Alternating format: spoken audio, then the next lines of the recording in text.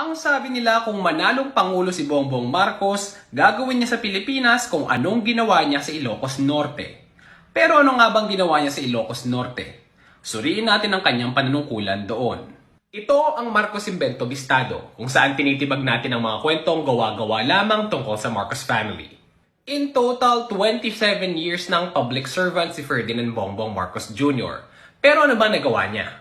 Karamihan ng taon ni Marcos Jr. sa politika ay kanyang ginugol sa Ilocos Norte, bilang bahagi nga siya ng Marcos political dynasty. Nagsimula si Marcos Jr. sa politika noong 1980, noong naging vice governor siya ng Ilocos Norte sa ilalim ng diktadorya ng kanyang ama.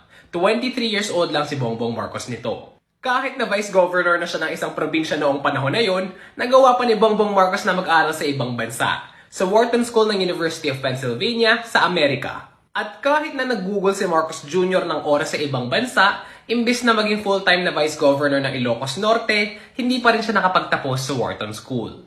Taong 1983, unang naging gobernador ng Ilocos Norte si Marcos Jr. Pagkatapos na mag-resign ng kanyang tiyahin na gobernador noon, si Elizabeth Marcos Quezon. Ayon sa mga residente, hindi nagpapakita sa madla si Marcos Jr. Ang palaging humaharap daw ay ang kanyang vice governor at ang kanyang spokesperson. Ganito rin daw si Marcos Jr. noong 1998, noong na-elect siya bilang gobernador ulit